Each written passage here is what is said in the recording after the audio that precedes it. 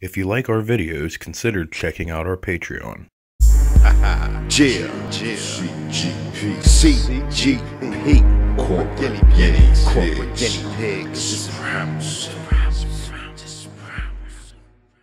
Hey everybody, Gutter here, and I'm here with Primal Soup Season 3 Retrospective Part 2. So let's just get this shit started with the fucking motherfucking intros. Warning. The corporate guinea pigs are self-taught free-thinkers who don't give a flying about the normal or set standard way of doing things. We do things on our own terms and our own way. We make no excuses or apologies for any of it. Oh yes, by the way, don't try anything you see here at home, and viewer discretion is advised.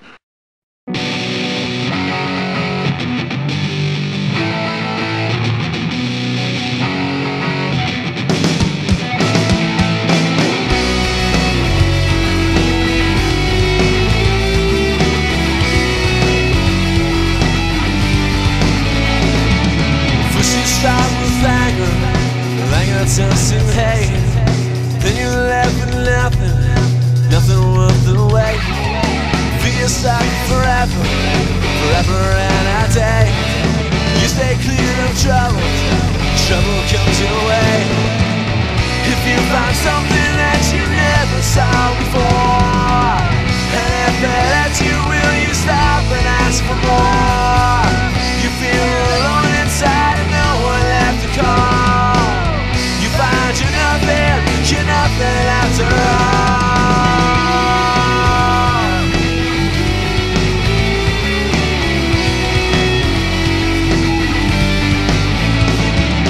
Crawling over people in your way. Was it something I said?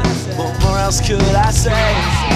If you needed something just to pass the time, if I have to tell the truth, you don't seem to mind. If you find something that you never saw before, and I bet that you will, you stop and ask for more. You feel alone inside and no one left to call. You find you're nothing after all. So during the second half of Season 3, Casey and Leanne were moving. So they needed help moving, so the guinea pigs are always there to oblige. But the one price is, you have to be filmed while doing it. So we filmed a whole season of stuff during their moving day. So let's just start off Primal Soup's moving day. It is now a moving day. Casey is out of Freeport. Yeah, I'm moving to Verona. Yay. But I'll still be around. We'll see. We got a game plan. Chuck's like, he doesn't believe me, but we'll see. It's a bigger house. There's a lot of photo opportunities. We'll see. Let's get into the... Okay, anyway, we got a game plan. We're going to move the fridge and the stove into the back first, which you can either go both ways. You can move the fridge and the stove first or put them on last. I'm going to put them on first because we have enough guys and we're not really going to get that tired. So, and then we're going to move the sofas and the bedroom set, and that's about it. Also, today on Primal Soup, you're going to get to see that my bed, duct taped and jacked up, looks the same it did when I did it the first time. It still works. It still works. So, and we've had many freaking boink sessions on that. Well, whatever. I don't want to hear about your... hammered that. Whatever. Oh. Oh. But anyway, we're moving, and check out this clip while we move the rest of the furniture. So during the later parts of Season 3, we hooked up with this really awesome fucking guy, Scott Yoss. He worked at Photo Antiquities in Pittsburgh, and we are totally interested in the history of photography, and we thought that would be a pretty awesome thing to put on our show. So guess what? Here's the History of Photography Part 1. Good evening. My name is Scott Yoss. You're watching Primal Soup. And today, well this evening, we are at Photo Antiquities Museum of Photographic History, located on the north side of Pittsburgh. Photo Antiquities Museum of Photographic History is here to represent the preservation, presentation, and the education of the history of photography. What I have in front of me is the very first form of photography. These are what we call daguerreotypes. Started in the year of 1837 by a Frenchman named Louis-Jacques Mandet de Guer. These are pieces of polished copper, 2 to 4 hours in order to polish this sheet of copper. Placed into the back of a camera, you would boil iodine in order to activate the silver nitrate that is going to be sensitized on this sheet of polished copper. Silver nitrate has a wonderful, wonderful response to light. It is what we call a light-sensitive substance. Exposing these to light for 45 minutes to 1 hour. That's how long these sitters stayed in place. Seems like a horribly long time to anybody who was born around the time that we're living now with remote controls and magazines. But 45 minutes to an hour in order to have your portrait. Before we had the camera, you could only have an oil painting or an illustration, which did take hours, days, or weeks. So 45 minutes to an hour really truly isn't all that long of a time in the year of 1837. And a cool little fact about Scott is he's an awesome, fine artist. He actually painted that painting behind me and gave it to me. Because we were in his studio one day and I was like, dude, that painting's fucking awesome. I love how it's on the opposite side of the fucking canvas. So, like, you know, a month or two fucking passes, you know, we're still hanging out with him, and he fucking gives it to me. He's like, here, man, for you. I was like, fucking awesome. Scott is an awesome fucking dude. And what's kind of awesome, he is now in Colorado working in the weed industry. Fucking awesome. So anyway, moving on from that. Look, Pat is rolling something. A cigarette. And it's really a cigarette. Yeah, I'm rolling a cigarette. Can't believe you carry your tobacco in like a bag like that. Yeah, just to make it that much worse. Well, good. Popo can pull me over or whatever, but they can't bust me for tobacco. Not yet, anyway. So I figured since we all paid the price of learning something, we might as well check in on Primal Soup's moving day. Yes, I get to run camera while you work. I know. How Casey, I don't want to be cameraman. Make this tubby tall stuff. What? Camera. You zombie looking bastard. Yeah, I don't care. Don't call my honey a tubby. I'll tell you about that one.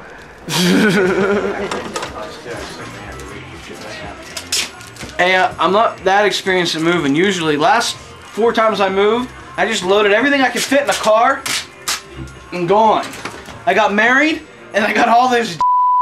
I don't know what happened. I got stoves, I got fridges, I got microwaves. I mean, I'm not complaining, but I got stuff now. I can't load my car up and just go. I guess that means I'm settling. That's what you can't do with that.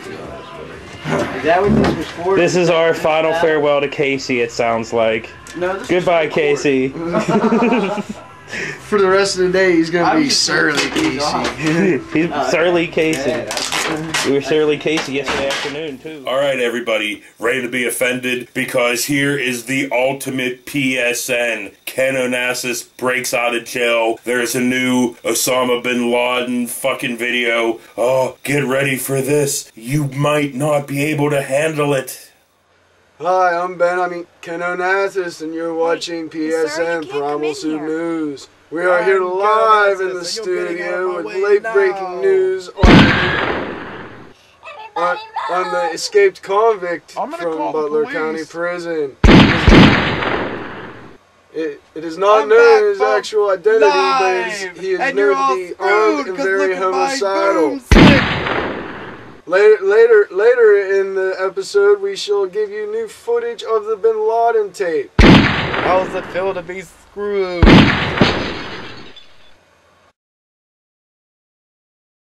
Give me that time. How's that taste, huh? All the way, fat ass. Hi, I'm Ken Onassis, back again, live in the studio. And sorry about the little interruption, but that was pissing me off. I'm gonna take you live to Sticky McDicky Fingers out in front of the studio. He's gonna talk about Osama bin Laden and all that crazy. I'll be right back. Thanks, Ken. Sticky here. I heard some noise in there. You better watch out. I think the police might be coming. I've been told by the Defense Department there's a new video out of Osama bin Laden that we're going to check out. and he has a interesting lifestyle, might I say. Thanks, Sticky. Interesting news. What do you have to report about Osama? This watch can, it seems Bin Laden's switching sides. I'm back now, once again, and I've not been caught, and your government doesn't seem to care too much about me anymore, and really hasn't seemed like that from the beginning. So, I've decided now that I'm not gonna go with terrorism anymore. I've quit, I'm done with it, I've sought help from my good friend Castro, and I've decided now that I'm gonna be a rap star. Instead of killing you people, I've decided just to rap about it.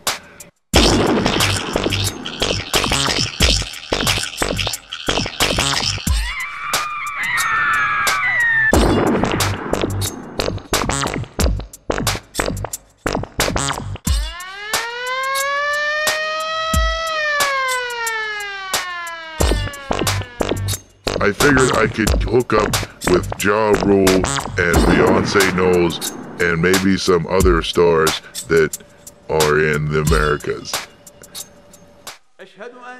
I've decided that me and Castro are going to become good friends and perhaps lovers.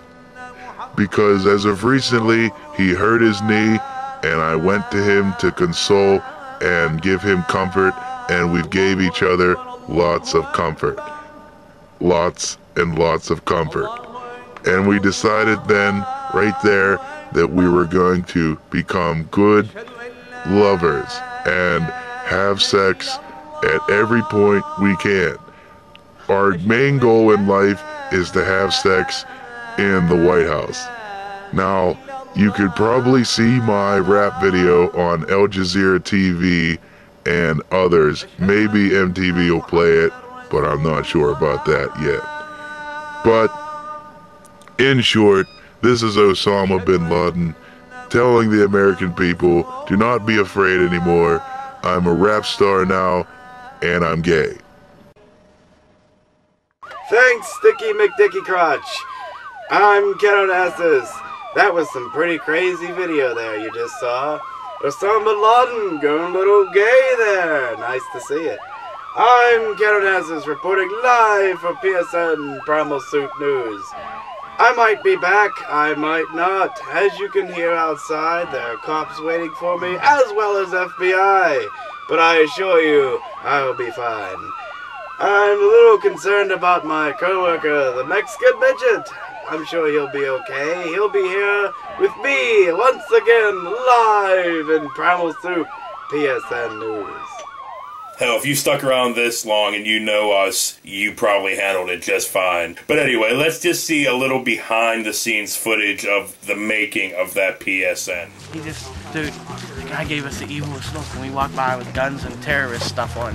We can't do this, man. Good thing that we're against the terrorists. Yes, we are. Against the terrorists. These are just characters on TV. We are against terrorism. Remember, Homeland Security, it's everybody's responsibility. Good God. Let's walk down this place. It looks nothing like Pennsylvania, but a lot like Iraq. Yeah. This is not... Keep saying it over and over again. I am Iraq, not Pennsylvania. I am in Afghanistan. I am Afghanistan. Okay, now make sure these guns are not loaded. They are. One of these guys don't blast. They are. No, they are. Nothing in the chamber. They are loaded. Done. This is so fucking horrible. Not if we don't make it horrible. Let's make it as a right. You know? It's a right? Right of speech. This is our right of speech, man. Kill him. Castro. That is Castro, dude. Hey, aren't you gonna get my shoes? Yeah! And your shorts!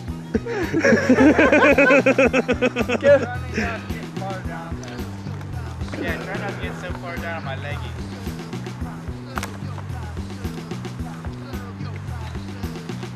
What do you want us to do? Come on! What? Just walk?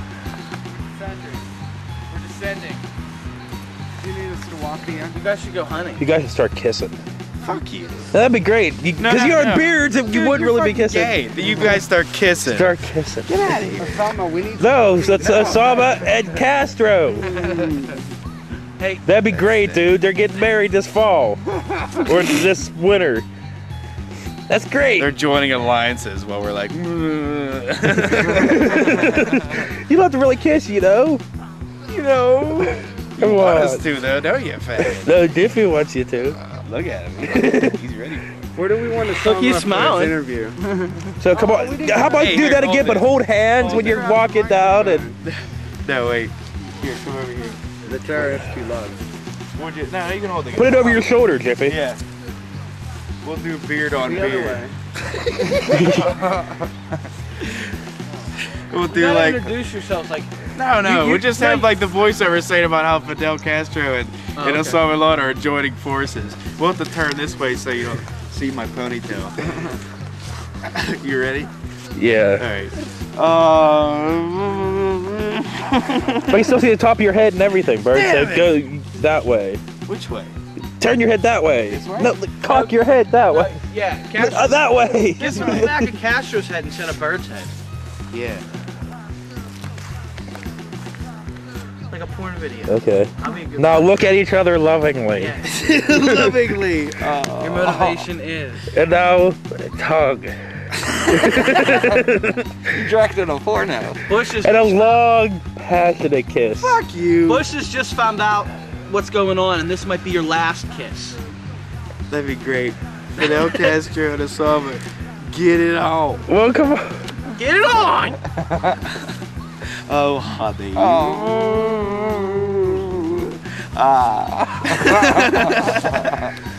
That's funny as hell. When you guys come back, you should rub each other's nipples. You only want us to get in some gay shit. So does this fat chump. So, but you guys gotta hold. Yeah, hold hands. You guys gotta hold hands when you're walking down the hill. Maybe a quick little Go peck. back up there, Pat. Here's your sock. Yeah, maybe a quick little peck on the cheek would be nice, dude. Have Giffy do it to him. Yeah. Give him a little peck on the cheek. Stop doing the gay shit, Chuck. Well, that's what we're doing. Yeah, it's a gay skit. What's gonna happen with the gun guy? This? No, not yet. I'm not even... Have Pat like look surprised. Like this? Okay, now hold hands, guys.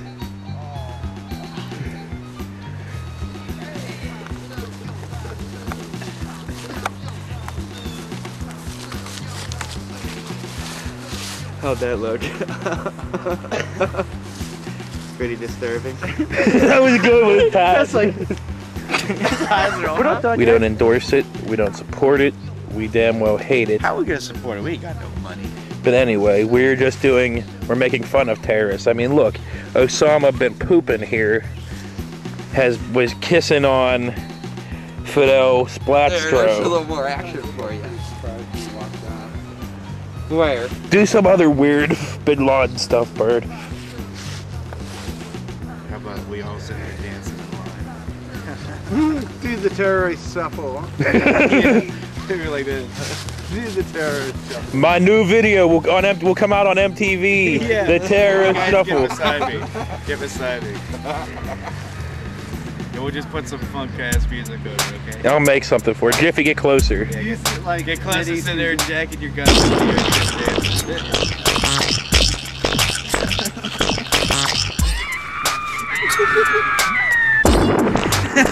How's that? Dude, keep going there for a minute.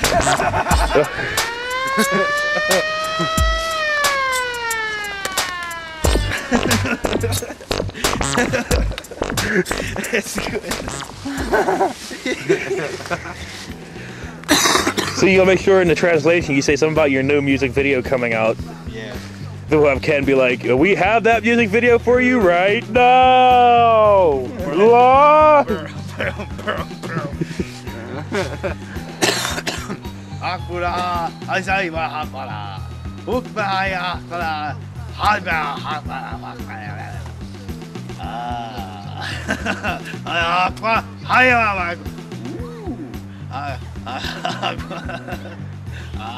am Akbar. Oh, yeah. Akbar. Over there for a second. Akbar. Saulaba. And my soldier in the back who won't do shit about it. I just let him bang my boss. Pat, no, his face is gross. Huh? So moving on from that, we're going back to photo antiquities to get a little bit more history in the history of photography. After exposing these to light, they are then placed into a mercury vapor bath. They are two little wooden boxes, one atop of another. You would boil mercury from underneath, and the vapors develop the silver nitrate, bringing the silver nitrate to the gunmetal black hematite color that we see. We have a problem though. From the years of 1837 until 1839, every image that was ever created turned completely black. They overdeveloped. We have a problem. There was no stop bath. Later they figured out that chlorine neutralizes silver nitrate and turns the silver nitrate into silver chloride. It's a stable substance along the lines of sodium chloride, table salt. We have another big problem. Chlorine in its natural gaseous state kills humans in about 7 to 10 seconds. So between boiling mercury, leading to blindness, dementia, tooth loss, fingernail loss, what we refer to as Mad Hatter's disease, on top of the chlorine poisoning, this is a very toxic position to have. They would suggest that you become a metal worker or a chicken farmer, something a little bit less prestigious maybe. So remember in part 1 of this retrospective, we had Casey fixing his bed with duct tape. Well, about 6 months later, when they were moving, they had to move the bed, and we're going to check in on how his fixed job worked. Check this out. Well, I'm Casey for Primal Soup with Fix It Up Tips, and I don't got my denim on or my safety glasses today because I'm moving. I just wanted to show everybody that the bed I fixed about a year ago is... It's not that long. No, about 6 months ago? Something like that. Oh, about 6 months ago. Whatever. It's still working. I got the jack and the tape, no Light, man. problems. Let me get some light. I got the jack all taped up to the bedpost. It worked. It's a hillbilly rig, but it worked for us. We had a lot of good, memorable evenings boinking away on this thing. So during this half of season 3, we decided we were going to go up for another trip up to Cambridge Springs and see Gabe and Trix and, you know, hang out up there for a day. So here's the beginning of that. Hey everybody, welcome to a new episode of Primal Soup. We are on 422 right now. We are heading to Erie. So tonight on Primal Soup you will see the ongoing Montana clips, the ongoing photo antiquities, magical history tours, and our trip to Erie. And maybe, if you guys are really, really, really good, there'll be a new PSN for you too. So stick around, check out this clip, and we'll get back. So moving on from that, let's just move straight into some more history of photography. In the year of 1839, Louis-Jacques Mandé de Guieur takes this idea to the French government. They buy the patent from him, and he dies a very wealthy man. Samuel Morse, who invents the Morse Code, is responsible for bringing this invention from France to the United States as a present to the world. So as long as you're wealthy enough, you could purchase yourself a full leather case. This would have cost you approximately $300 in today's money. 50 cents in the year of 1839 translates to 300 of our dollars today. It's approximately 1/2 penny an hour these folks were making. For 25 cents, or 150 of our dollars, you would be able to purchase a quarter plate without a leather case. Okay? To today, the daguerreotype is considered the finest form of photography. It is over 164 years old. It has proved itself through the test of time. Of course, anything and everything is always susceptible to light, heat, moisture, but they're still alive. These people are still here to talk to us. And that is the very first form of photography. The daguerreotype, 1839, France, Louis-Jacques Mandé de Guieur.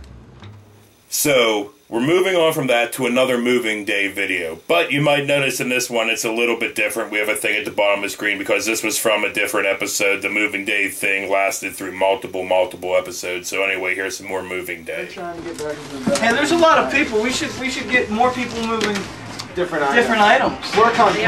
I have them packing in the back. Dude, you're my backroom supervisor. He's your backdoor supervisor. He's still sporting his chunky dunking gear to move furniture. And he didn't lose the shirt yet, surprisingly.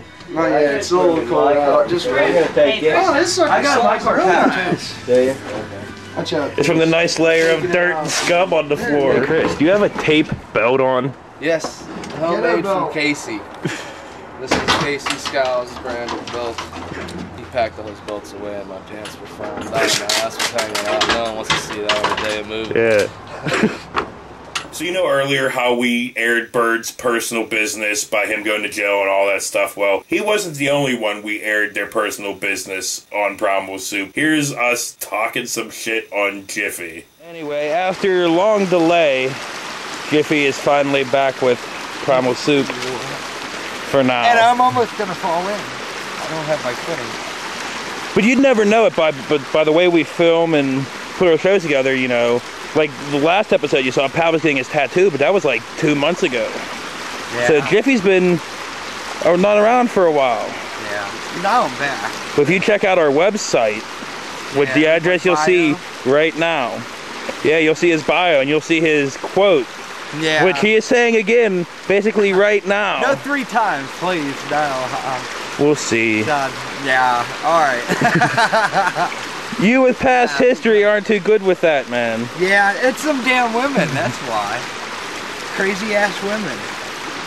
No food for me. I want to be free for a while. Do stuff I like to do, you know. Wait. Hold the books. Now, you heard what he said, right? Never again. But see, we don't know why, but me and Jiffy were a little cryptic there. He was talking about he's never getting back with his hell spawn of a woman. Ever again. And guess what? It's been 2 weeks, and he's back with her again.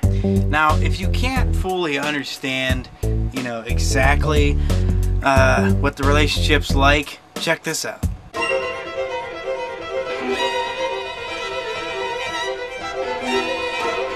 Alright, did you get that? Did you fully understand?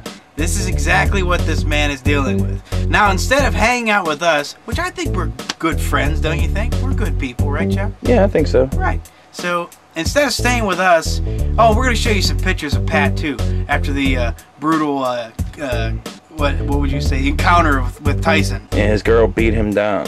Again. Probably probably hasn't been the first. It's probably like second, third, fourth. Fifth. But whatever, you get to see photos of his face all scratched up from the rings that she was wearing when she whipped his ass. But you get to understand what... Damn it, now I'm turning into you! I'm starting to air out all their personal crap on TV too. I didn't want to do that. See what you've done to me? They're corporate guinea pigs. Or perhaps they were. They don't have no place to hide. Do you think when Pat looks down at his arm and sees his tattoo, do you think he thinks of us? Maybe not. I personally think he has a napkin covering. Yeah. I mean, I personally think he just wears long sleeves all the time. He just don't want to. If he lifts up this, he'll have short sleeves, long sleeves. You know, just so he doesn't have to look at the top. How could you have one of those tattoos, right? And like see that every day because it's on your skin every day. And how could you like not think about like how hardcore, you know, you're screwing us over film-wise? Wait, how could he get busted in the face like 300 times with knuckles of rings? Okay, how could he get busted in his face about 1 billion times? Probably in front of people. Probably got embarrassed and everything. She probably whooped his ass. You know, probably in a mall somewhere or something. Well, anyway, this is getting on way too long. We're going to move on to a different segment and stuff. We just want to, I guess, embarrass our friends on TV. Yeah, clear the air a little bit about these two morons. I'm sorry, guys. I'm not. You're a couple of dumbasses. Man, no wonder nobody fucking still talks to us and nobody likes us anymore. But anyway, moving on from that, we're moving back to our trip to Cambridge Springs. Let's see how that's going. Hey everybody, we're on our way up to, well, we're not going to Erie, I lied to you last time. We're going to Cambridge Springs. Which is right outside of Erie. Yeah. But anyway, Casey said once we get off at this exit up here in Meadville, he says he knows how to go. So, that's really a bad idea. because anytime we follow Casey, he always gets us completely lost. So next time you see us, we might be lost.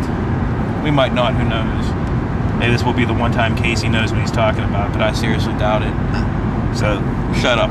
Check out this clip, and we'll be back. All right, I think it's time to check back in on how moving day's going. Led to believe that there was a bat blue being supplied to this adventure. It's at the other house. You gotta get stuff on the truck before you get the blue. See that's all shiesty, Casey. Oh, I can't see you at all. Yeah, it ain't no Labatt blue, but it's wet. Away, don't light any matches. That's what you said last night too, wasn't it? It may not be attractive, but it's not my hand.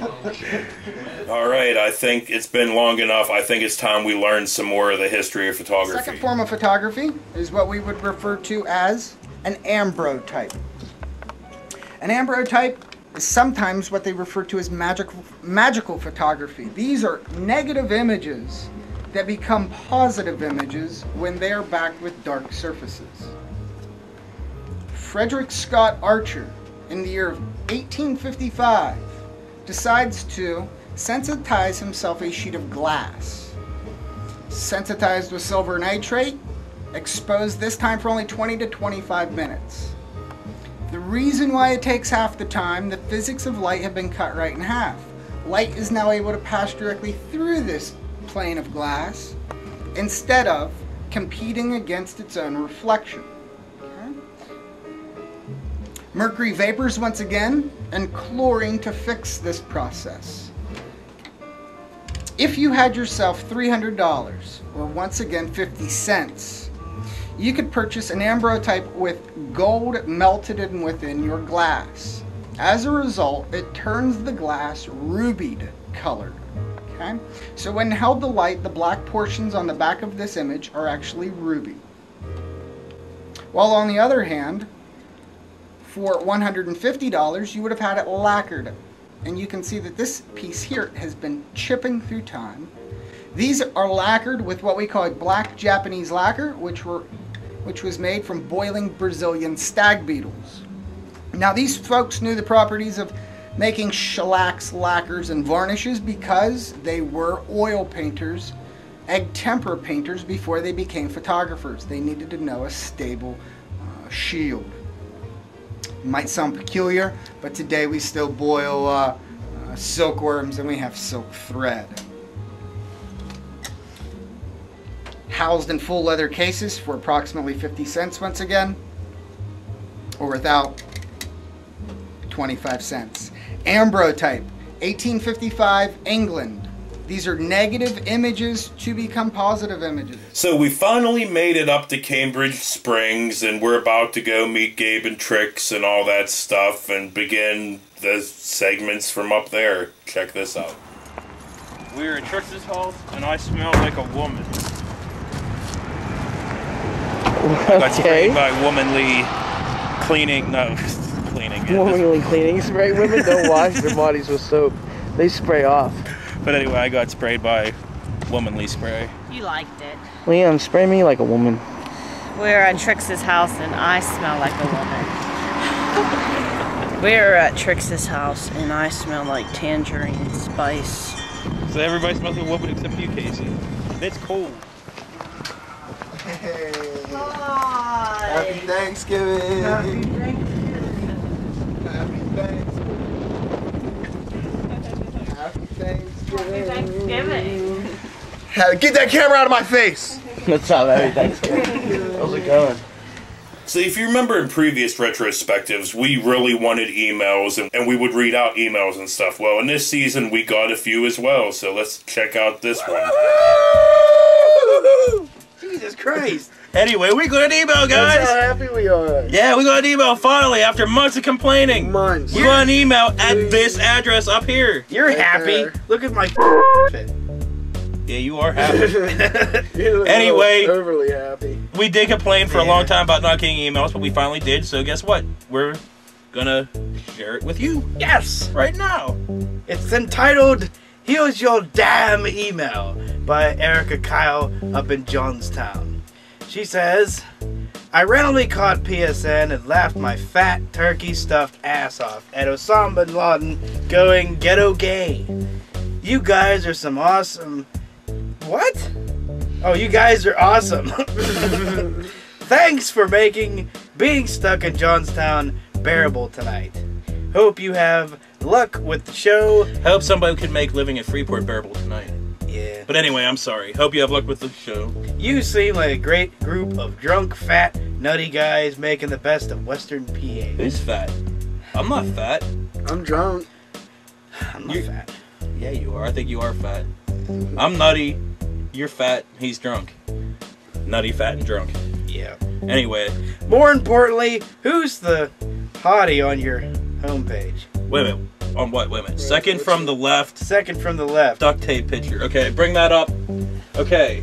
Second from the left. Wait a minute, that's Smiley. Wait a minute, what's it say? Wait. Okay, so we know it's Smiley. Duct tape, is he the perfect man or what? Smiley. Second from the left. Smiley. Can we get to a different picture of Smiley? Okay. This guy right here is who you say is the perfect example of a man, right? Yeah. Smiley, you wrote this, didn't you? You wrote this and sent it to us because we've been complaining about getting emails, didn't you? Come on now, Erica Kyle, you couldn't have thought of a better name than that, Smiley. What the hell? Piece of... So moving on from that, we're moving on to another PSN. Since Ken Onassis broke out of jail, he is now on the run, but still reporting live somehow from out in the woods. And the stereotypical Mexican midget's still out there, and he's reporting as well. So let's just watch this fucking craziness. Hi, I'm Ken Onassis, and I'm reporting live in the woods here, where I'm protected from the trees with the FBI's looking for me, all down there in the city. But I won't come back because I killed some crazy people. I'm out here in the woods, surviving on squirrels and hallucinogenic berries, I think. Face is coming off! I'm okay. I'm live! I'm gonna take you to see the Mexican midgets in the place where he's hiding from all the zombies from Washington who have giant penises! Hey, thanks, Ken. What are you on drugs or something there, Holmes? You look kind of crazy. Anyway, hey, good luck with the whole FBI thing there, Holmes. I don't know what to tell you. If I could help you, I could, but I already got a rap sheet longer than my wiener. It's bigger than me.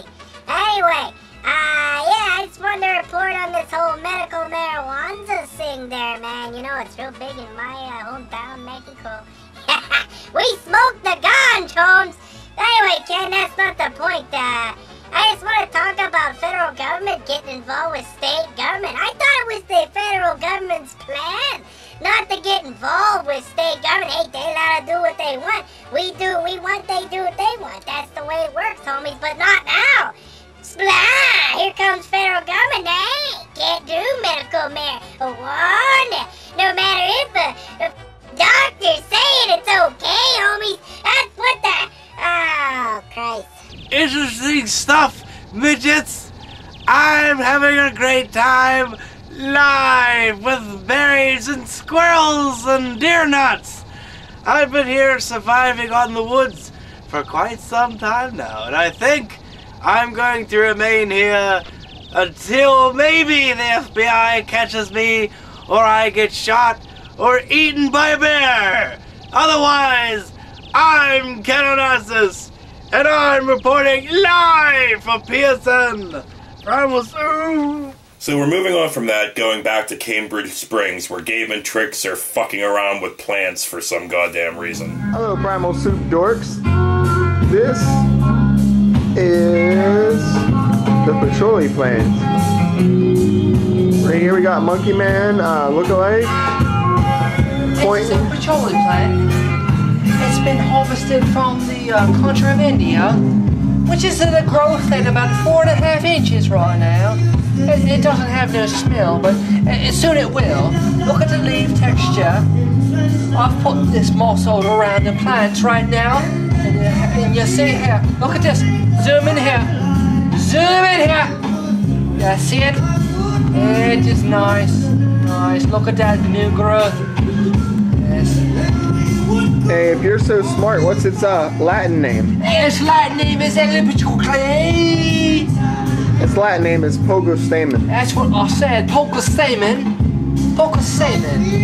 And this here is the goldfish plant, which is not in bloom. But if you look at that right there, never mind the staple, right? Look at that. The goldfish plant, which Latin's name is El Goldfish, eh? I think it's like Geritol or something. This is the monkey. Get a zoom on this, eh? The monkey plant. Beautiful, beautiful. There's a view. This right here is a zebra. Beautiful specimen of the zebra plant. Remember its Latin name? Look at Latin name is El Zebre. Its Latin name is a Hortha. El Hortha is very close.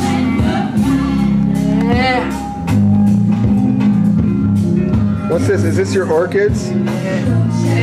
Hey, what? That looks like a plantation glow. Oh, look at this. Plantation moon glow. Get a very, very close up of that.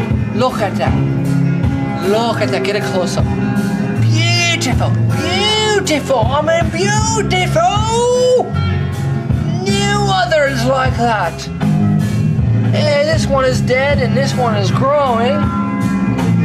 This is my weeping palm, eh? Look at it. Look at that. Look at that. Beautiful.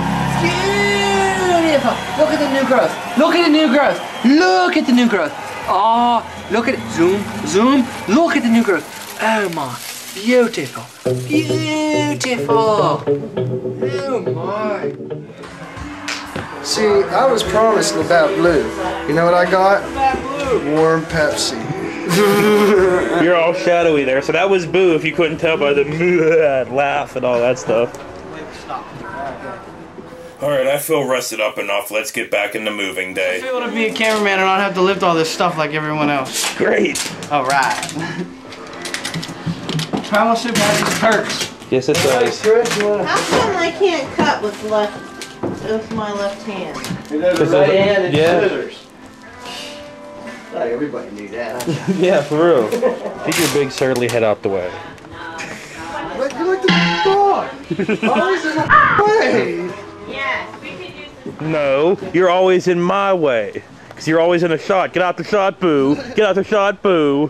I was in the bar right now. If you were at a bar right now, you would be carrying a dresser looking like your head's about to explode. This steps are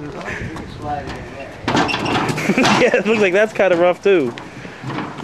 So moving on from that, we're now moving on to one of the greatest bands we've ever had any dealings with ever. We met them up at Cambridge Springs, and they were fucking amazing. I haven't heard music this good in my whole entire life. The Good Time fucking Charlies.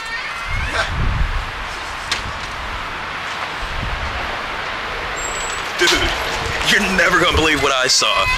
Man, this is crazy ass band. Well, anyway, before we get into that, we're in Edinburgh right now. Gabe took us to this pizza bar type deal, and we just saw the craziest band ever. We're at Uncle Charlie's in Edinburgh watching the Good Time Charlies. They're a pretty good band, and on Saturdays from 7 to 10 you can catch these guys every week or every week.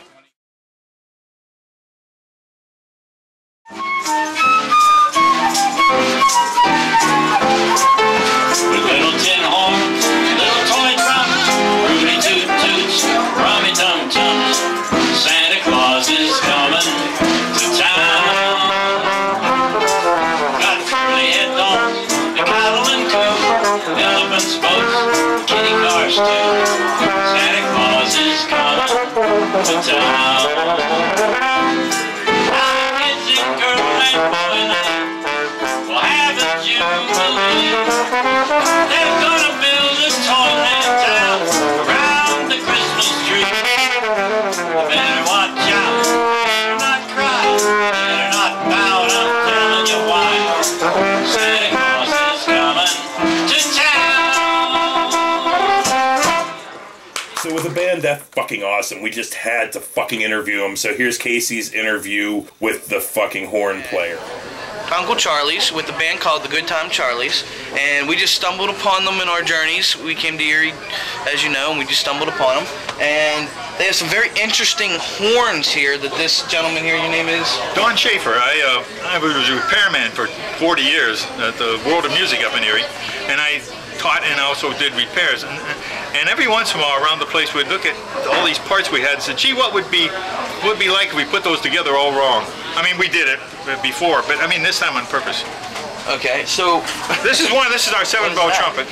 This is based on actually, this is based on actually an idea that trumpets have 7 different valve combinations. But this time I just brought them out. Each one brought them out a different valve. Can we hear a demonstration? Oh yeah, sure.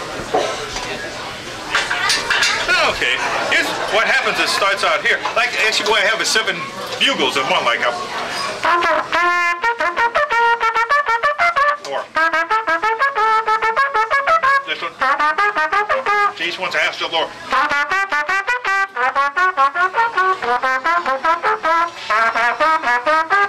So there's 7 different tones there, and when you put them together with overtones, you get the full range of the trumpet. What's one of your favorite horns? I don't know about me, but I mean the kids love this. This is the Dragon. When I made the Dragon, I thought maybe it was too gruesome, but they love it. And what they like about it is after we play it, and get about halfway through it, we do this, and of course the it lights up and they woo. But the Dragon is nice. We play Puff the Magic Dragon on it. Actually they sound kind of It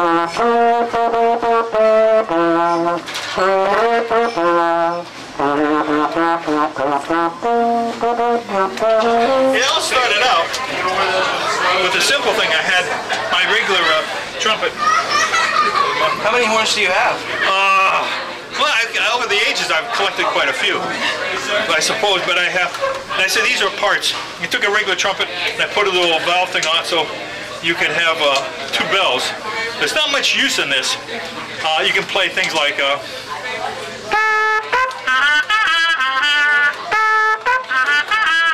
that kind of stuff. What I actually did it for was I used to have to play funerals. And they used to hire 2 trumpet players and pay them, like 25 a piece.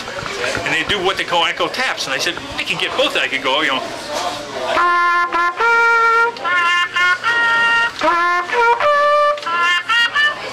The union didn't look good on that. I said, that's just a bit much. And of course, this is Christmas time, so we're doing.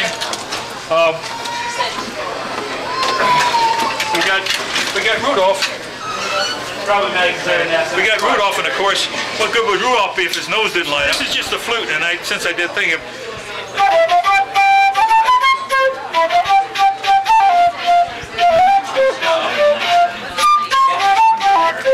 It's just a flute, and it looks like a candy cane. It's all show business in a yard wide. That's the problem.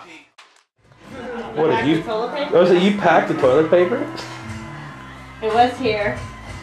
I don't know where it's at now. We don't have no more in the bathroom. Well, we found a box of tissues. What great luxuries you have for the people that are moving you today. No toilet paper, so you'll use Kleenexes if you take a dump. Like I haven't done that before. He's used leaves. Poison ivy once, right? Yep. That sucks for about 3 months. So moving on from that, we're moving on to another moving day segment. I don't have much else to say about it, but moving day. Can we say that on there? Yes, we just found. His glasses. Woo!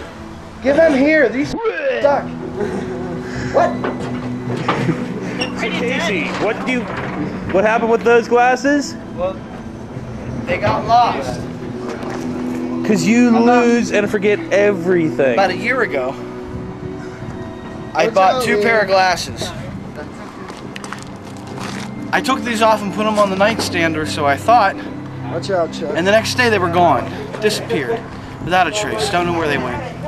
So I had to wear these, and these ones weren't good, and I didn't have enough money to buy new ones. So I've been stuck with these things that I can't see out of for a year, and I finally got my new ones that I can see out of. But they're not new anymore. They're not new anymore. They're newly new. So moving on from that, we're moving on to the end of the Cambridge Springs trip. We're on our way home, and here's a clip of that. Well, we're on our way back from Erie, and guess what? I'm not driving. And guess what else? What's up? We didn't have to go to church. Yep. Casey and Leanne are still with us. Yeah, they're still with us. But anyway, we're going home and we're gonna watch a Steeler game. I got a feeling Pittsburgh's going to the Super Bowl. Anyway, well, that was our episode of Primal Soup. I hope you liked it. You know, didn't get much Erie footage, but what we got was definitely interesting. So, hope you'll be around next week to see a remix, and after that we'll have another new episode. So, have fun. See you. So moving on from that, we're moving on to another Photo Antiquities history of photography. Check this out. This process here, this is what we call the tintype. Now the tintype starts off in the year of 1860. The year of 1860 by a man from Ohio. His name was Hamilton Smith. He's a chemistry teacher. The way that he is inspired by making a brand new process. He has a photograph of his daughter as an ambrotype. This process was on glass. Well, he tosses this image in his back pocket. He mounts his horse. The image shatters. He now needs a new photograph of his daughter. Well, at $150 or at 25 cents an image, in the year of 1860, we're all going off into the Civil War and we're going to be shattering our loved ones. And it becomes very expensive. So he thinks of a brand new process that's going to be more durable, that's going to allow us to dive into ditches and preserve our loved ones for us to go into battle with. And what he decides to do, this time he takes himself a sheet of iron, okay? And he lacquers the iron with that black Japanese lacquer used to back the ambrotype. So it's a very super sticky substrate at the moment. He has made himself a glass plate negative, just as the ambrotype was made. Silver nitrate, exposed this time for only 7 to 13 minutes. Lenses are becoming that much more responsive. Mercury vapor and chlorine. When this is coming from a wet chlorine bath, this super soft susceptible glass plate is applied to the very super sticky lacquered sheet of iron. He applies, he pushes, he peels off, and everything transfers right over. Now these are two different photographs and these are two different gentlemen, but if I line these up, you can get the idea of their bust line, and you can get the idea. It transfers right off. Man, if you're still hanging out through all of this, man, I commend you. I mean, I seriously commend you. You are some hardcore fucking fans of CGP Productions. This is for you. Now I'm out of beer. So anyway, moving on from that, we're now moving on to fucking moving day again. God, I hope this is ending soon. So anyway, moving day. This place was cool for a first year type of thing, but I need space. So you're moving farther into the city. Yeah, because I got a bigger yard. 10 miles from Pittsburgh. I know, Pittsburgh. I know. If you haven't noticed, this house has a little bit of grum around the corners. What's grum? Grime, you know, dirt, grime, grum. My lip was that hot. And the next house we move into is spotless, and I cannot be the slob I am. So, no more slob. I have to be a city boy now. For a little bit. I'll be back. I'll be back to my ways with chickens in the yard and a pitchfork in my hand. So Ken's still on the run. He is losing his mind. He's still living in the woods and eating whatever he can, like berries and mushrooms and whatnot. He's not doing too well, so let's just check in on him. Hi, I'm Ken Onassis here for 13 weeks at PSN, Primal Soup News. I'm still here out in the woods. The berries quite aren't working the way they're supposed to be, not like before. And quite frankly, I'm going crazy. My cameraman passed out. I have the camera propped up on a tree. And I'm tired of eating squirrels and deer nuts. Anyway, I'm gonna take you live to Chester Bukkake, another one of our correspondents, back at PSN Studios. I'll be back. Once again. Thanks, Ken. I'm still out here looking everywhere for these two. You probably know them as Pat and Jiffy or AWOL and Deserter. I can't find these guys nowhere. I've searched high and low, 4 different counties. My search is spreading, but still no luck. But anyway, I got a more important thing to talk about, and that was a meeting between several U.S. soldiers and the Secretary of Defense, Donald Rumsfeld. The soldiers had many questions, but mostly all came down to, why the f*** are we here? What the hell are we doing? Or why isn't our equipment up to standards or protective enough? And of course, Donald Rumsfeld just talked around in circles, beat around the bush, tried to smoke screen everybody for what the real issues are, taking a cue from our great George W. And I don't know. We're going to be looking for these two for a while. I'm handing out flyers to everybody. I mean, they're searching high and low. Nobody wants to tell me anything. But anyway, I gotta get going on my never-ending quest, so I'll talk to you later. Oh, by the way, love the Rambo First Blood look. Really suits you, buddy. I'll catch you on the flip side. Thanks, Bukkake. Once again, I'm here in the woods with squirrels and bunnies and hunters who, well, thank God they're not shooting at me because I'm wearing all orange. But anyway, a couple days ago, I tried to sneak back into town and dig some food out of somebody's garbage can. And luckily, I wasn't spotted. FBI is still looking for me, but hopefully I can get this taken care of. My lawyer is coming up in the woods pretty soon. I don't know. I don't see him yet. But if you see my lawyer, you tell him to get a hold of me. I'm in the woods. Just look around. I'm Ken Onassis, and I'm here live, still in the woods. PSN Primal Soup News. I don't have much else to say, but more photography history. 1860, tintype, Ohio, Hamilton Smith. This is the very first transfer process. Now these are what we refer to as tintypes. Earlier I had mentioned that the substrate was actually iron. The way that this gets its name, tintype, you would need tin snips or tinner's snips to cut this sheet apart. You would have received 4 images.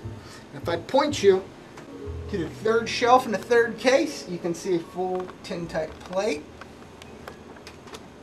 10 cents for 4 images, translating now to about $40. So anybody and everybody is now available to be photographed or documented. If you look closely, you noticed before everything was coming in a leather case. Well, this time you get yourself a paper matte option, okay? Making it cost effective for anybody and everybody, including the photographer. Tintype, 1860 Ohio, Hamilton Smith. Now if you look at this package, this is a very tiny image. This is what we would refer to as a stamp gem. Stamp because it is the size of a stamp. Gem because most of this style were cut out and put into cufflinks, pendants, charms, or brooches. So it becomes a piece of jewelry now. Tintype, 1860. Transfer print. It's not actually on tin at all, it's on iron. Holy fuck, more moving day. Hey, heavy box. Heavy box. Heavy box. Good, give it to Pat. Give the heavy box to Pat. Yeah. Walk back.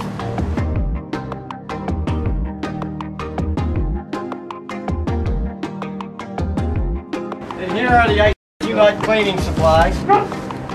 Casey owns cleaning supplies? Really? I you not cleaning supplies.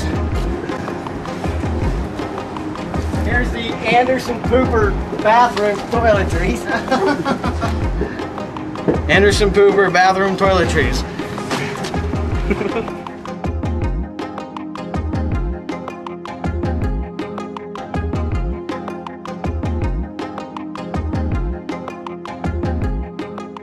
Here's another little in-between thing. This is pretty fucking funny.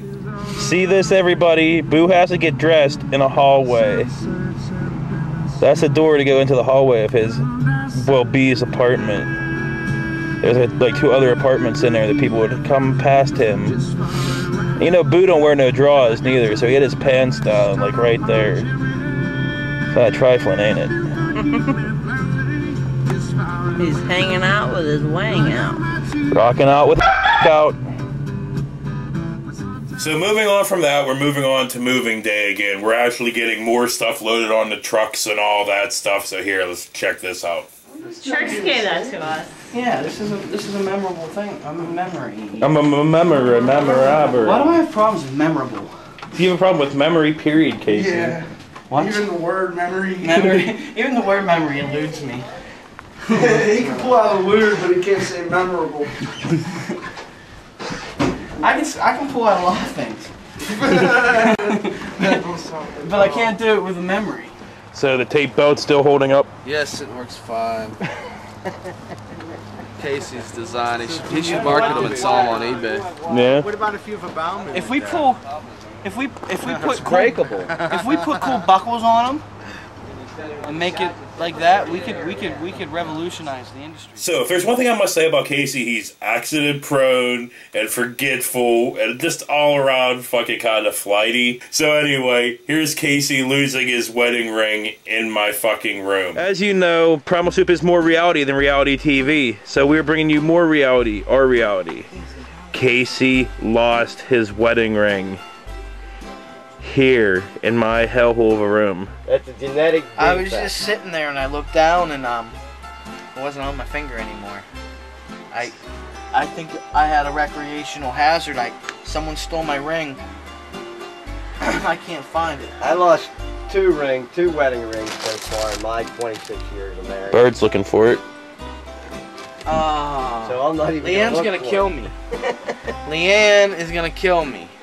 The plus side to this is there is this one ring that it has. It's like it's Lord of the Rings, and it has one ring to bind us. You know, that would be pretty cool. But I hope I find it because that ring's special. I'm looking for Casey's ring. Son of a... Can't believe you lost your damn wedding ring. It's your couch. It eats everything of mine. Well, I don't know. I lost stuff in that couch. I got it back a year later. I think. Say what? Down here. What were you doing? Pulling it off and flipping it. I don't know what I was doing. I'm an idiot, man. You sure it ain't at home? No, I'm not sure. We'll check the tapes.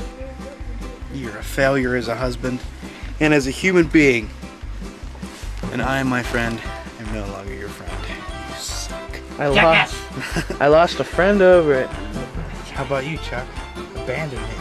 He's already abandoned. Push me out. Stone me. Stone me. It's gotta be around here. That is a symbol of unity and forever. And I'm gonna come home and Leanne's gonna be like, I got something to tell you. No, she'll be like, I'm leaving you. And then I'll be like, why? I don't know, I just got this feeling. That I should. They may be in agreement. Oh. And this may be the hardest objection they can think of to their own position. And they want to hear what your answer is to help them find it. But just have no way of knowing based on the conversation which way that husband will go. Like trying to make it ready for the back. Wait, there it is. Ow! Here! Ah, it's my dome! Hey, that wasn't it either. Hey, it's not here. It's definitely not here. Casey, what are you doing? Let's touch butts, check. Ah! I don't know. Man, don't hurt me. All I can tell you from an old man to a young man, don't panic. No, panic. Yeah. I'm sure it'll turn up. You probably left it at home. Yeah. Why would I do something like that?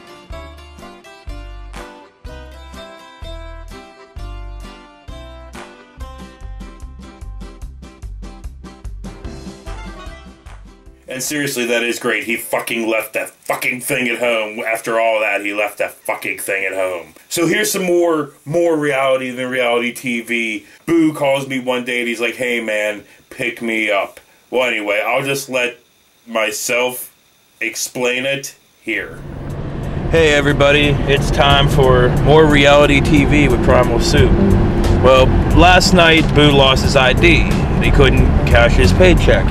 So to get drunk, when Boo has no money, he goes Chunky Dunkin'. Well, it is now 10 o'clock on Saturday morning and he needs a ride. So, because he woke up, didn't like what he saw, so he started walking and we go to meet him. So next time you see Boo, he's going to be alongside the road, walking. I think that's pretty goddamn funny. Yeah, me too.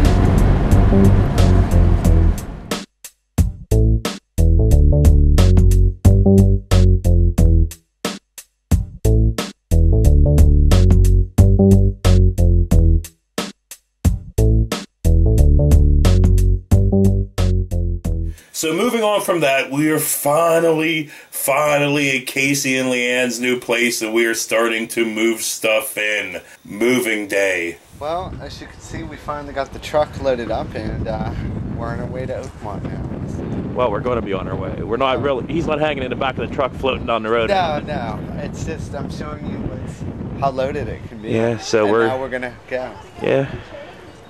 Okay. Now we're in Verona. Yeah, we're here. Yeah. And we're going to be unloading. In Casey's new house. Yeah, look at the house. It's pretty damn nice. And me and Laketta came up with a damn good idea.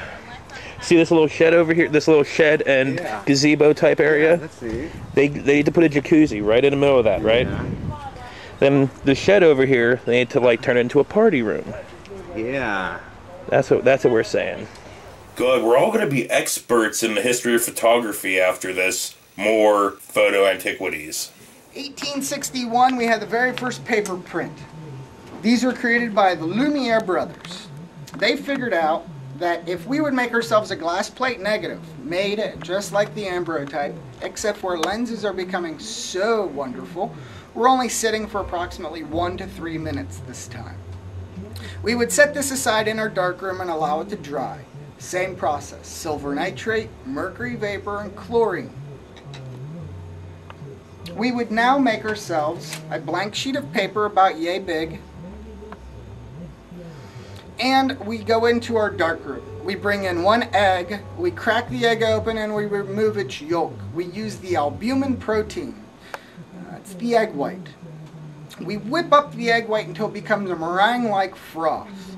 Some of you might be raising your eyebrows out there. Before any of us were oil painters, we were all egg tempera painters. We know that it's an incredibly strong binder. Okay, so this is where they get the idea for using egg white. They whip it all up until it froths up like meringue. They drizzle in 3 drops of silver nitrate, which is the active ingredient, and 3 new drops of this stuff called pyrogallic acids. If you break the word down, it's a burning agent. Pyro is to burn. So, blank sheet of paper, sensitized now, and it's all done in the dark room. We apply our glass plate negative, we open up our curtains, and light burns in contact prints.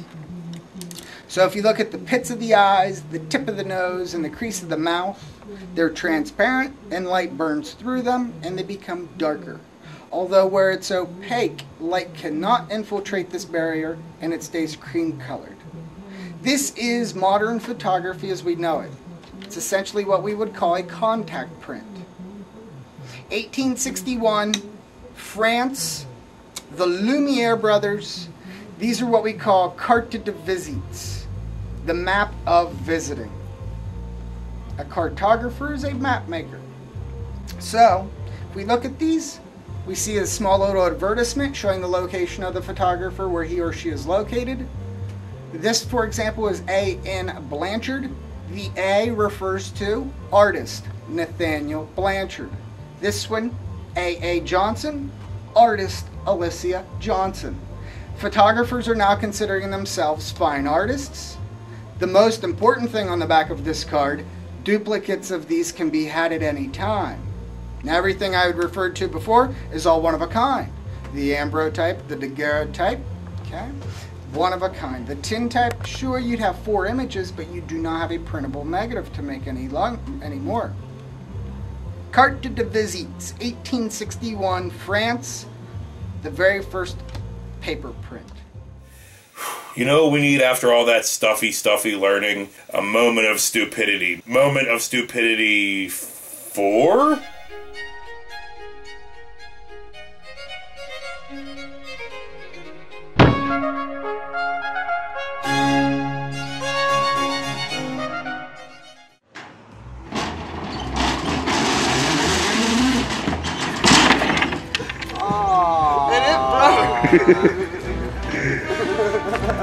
That was smart. Whose idea was that? Not mine, it was Boo's idea. Yeah, the whole time.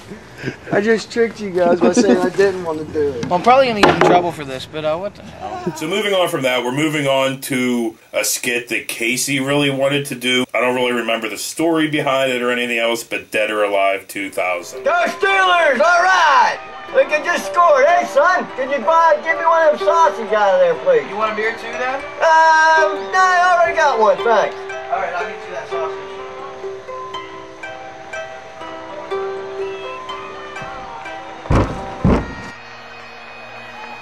Has this ever happened to you? Halfway through a great football season, and one of your loved ones is sacked by death, causing them to miss the rest of the season and costing you hundreds, maybe thousands of dollars in medical fees and insurance premiums.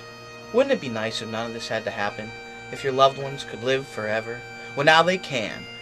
With the Dead or Alive 2000, your loved ones can live until they die. To use the Dead or Alive 2000, insert plug into chest, press gently, and add 25 cents. 25 cents a day. Is that too much to ask for your loved one's eternal life and total happiness?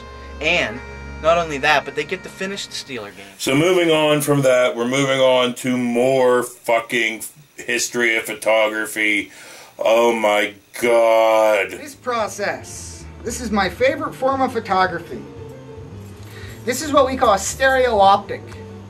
Created by an Englishman named Charles Wheatstone in the year of 1830. Charles Wheatstone has a whole list of inventions behind his name, including the microphone, and the Wheatstone Bridge, which is a porcelain current arc for electricity. It allows 2 functions to happen at the same time.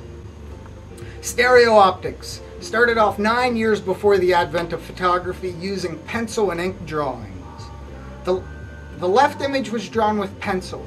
You would make it 5 to 10% lighter and 1/8 of an inch to 1/16 of an inch shorter. You draw the right image with ink, so you make it 5 to 10% darker and 1/8 of an inch to 1/16 of an inch longer. You view these through prismed lenses. The lenses need to be heavy on the outside and thin on the inside. Prisms are little triangles.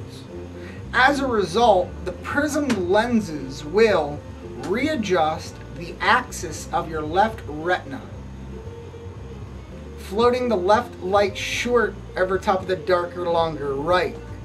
Therefore, it fools the brain into seeing a drop shadow, and a 3rd dimension is achieved. So this left light short floats over top of the darker, longer right because of those lenses. These were the essentially the Walter Cronkite of its time, the Tom Brokaw. We traveled the world, we saw the inauguration of presidents. This is how Americans were able to visit Tangier in our living room. We were poor, we were settlers. This is how we did it. This photographic process, since it was actually 9 years before photography, we have it in every photographic way, with the daguerreotype, the ambrotype, the tin type, and the paper print, the albumin print. Stereooptics, later evolving into the Viewmaster as we all grew up with. Oh, you know what we need after that? We need a fucking email. Just reach into that fucking email bag. How you doing? We got another email from Summy. From Summy. In Huo Town, it was? Yeah, well, we'll get to that. Yeah, go ahead. Alright, here we go. Hey guys, I just wanted to send y'all a little email to let you know that I watch your show. So yes, you do have fans. We have fans? I can't believe it. How come you never got recognized then? I don't know, but it says so right here. We have fans. Okay. Anyway. And I just wanted to let you know that your show kicks major ass! Exclamation, exclamation, and so on. Thank you.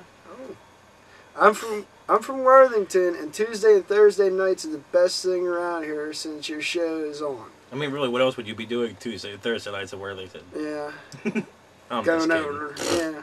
Anyway, last week my best friend finally had the chance to watch your show with me, so now it's like her favorite show.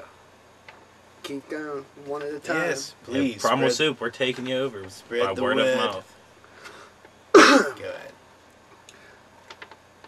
Anyways, just thought I'd send you this to let you know that really people watching your show. People are watching me? No, us. Oh, I'm not sorry. you. Sorry. People hate you. Yeah. Okay, hold on. Especially over here in Lil Wotan. See, there's that Wotan. Wotan. Never heard of that reference. I'll make you use it. Oh yeah, I got a question for you. You guys said that you were looking for like on-screen talent.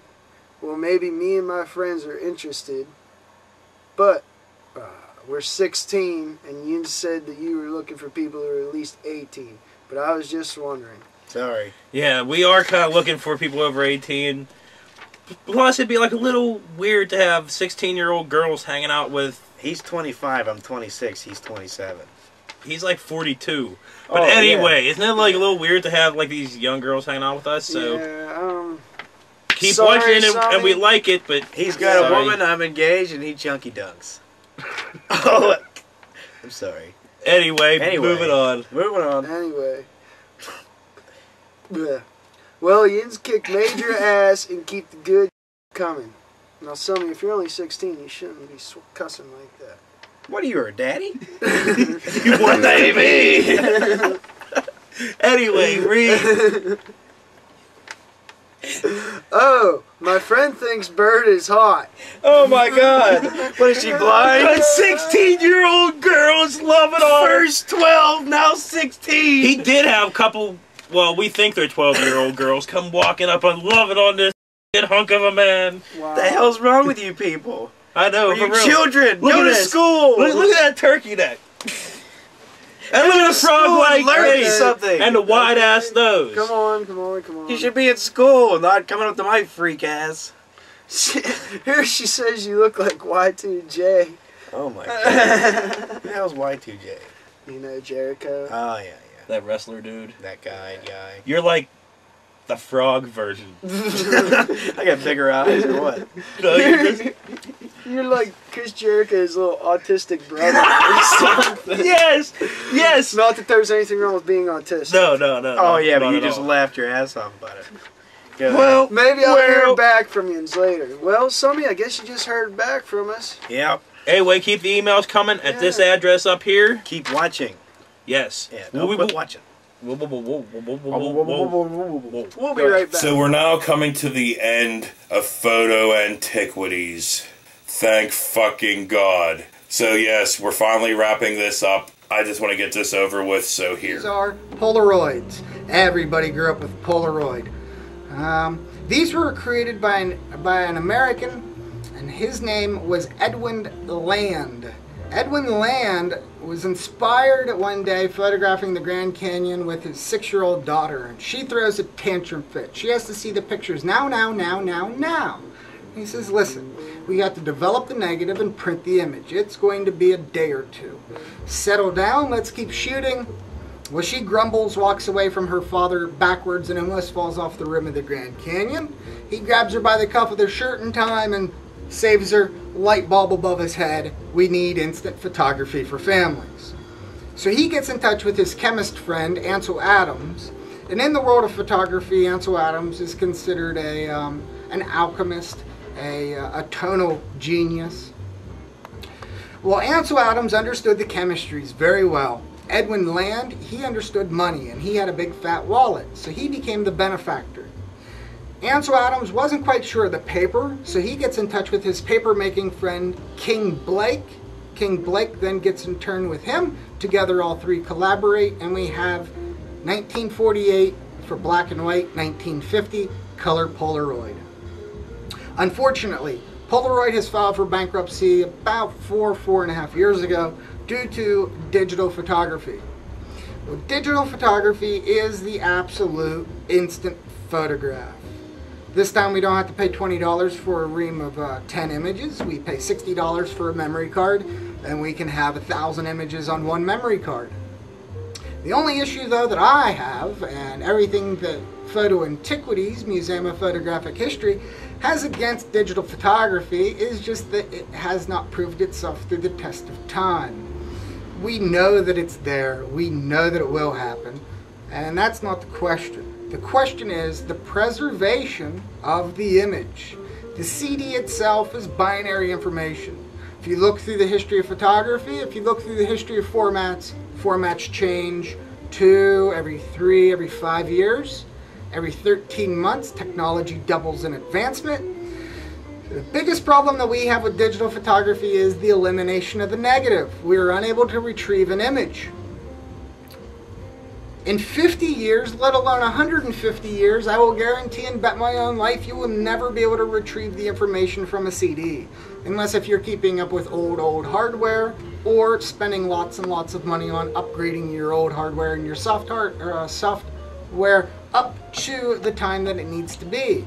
So it's your wallet, feel free, although I just want to let you know,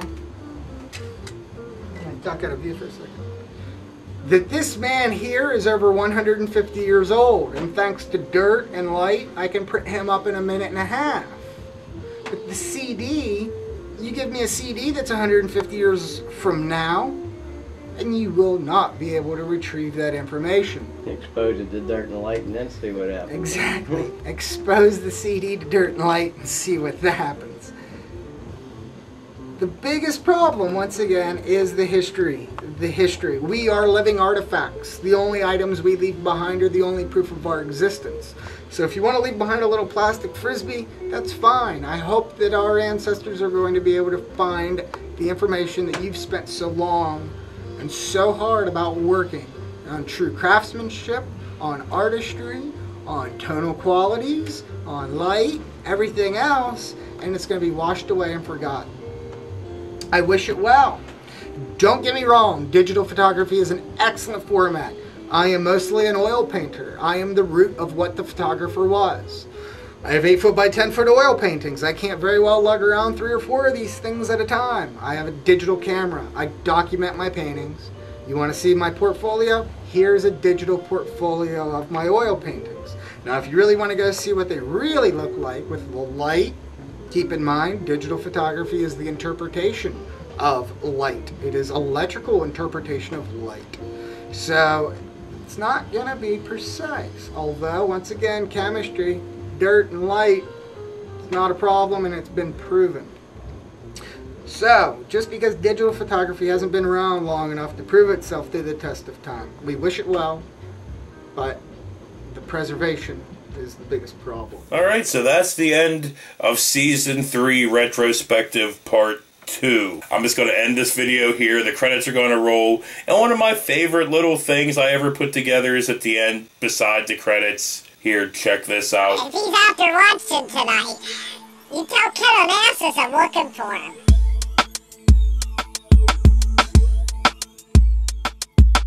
Got a real song for him.